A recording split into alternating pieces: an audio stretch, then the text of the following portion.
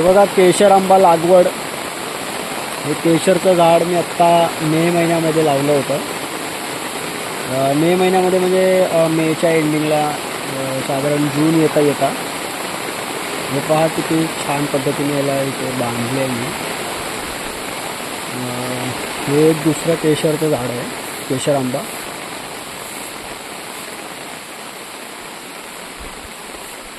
तसंच इकडे पण तुम्हाला बघायला मिळेल केशर आंबा.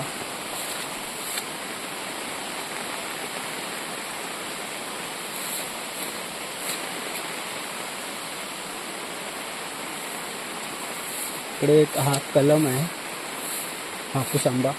हापूस इंग्लिशमध्ये अल्फान्सो म्हणतात. हा सुद्धा मी लावला इथे. जवळजवळ 6 झाडं लावलेली आहेत.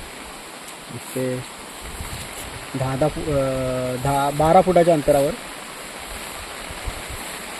आता पावसामुळे खूप इथे जास्त गवत झालं आहे, त्यामुळे सगळं गवत काढावं लागेल आपल्याला. हा सुद्धा हापूस आंबा आहे. इकडे हापूस आहे.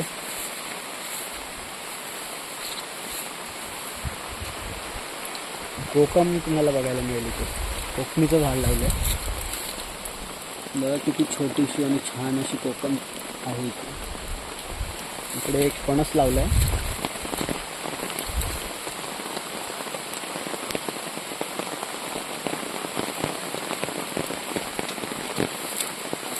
आणि या साईडला सगळे काजू लावलेत मी. वेंगुर्ला 4 असं या प्रजातीचं नाव आहे, वेंगुर्ला 4. खूप पावसामुळे खूप गवत झालं इथे. आता याची थोडी गवत वगैरे साफ करावं लागेल इथे. खूप छान झाडं झाली आहेत. थोडंसं उन्हामुळे थोडी करपटली होती मे महिन्यामध्ये, आणि आता त्याला थोडी पालवी फुटत चालली आहे. सगळी वेंगुर्ला 4 झाडं आहेत ती.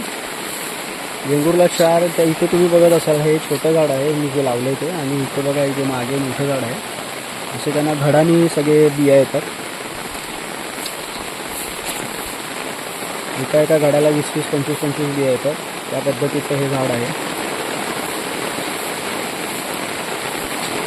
बघा अशा प्रकारे सगळं आपण गवत सगळं काढून घेणार आहोत आणि मग त्याला व्यवस्थित खाली खत देणार आहोत नंतर.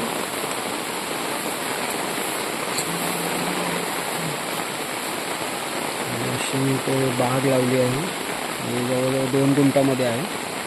सर्व झाडं 12-12 फुटावरती लावले आहेत. इकडे काजू आहे, तर इकडे 12 फुटावर आंबा आहे.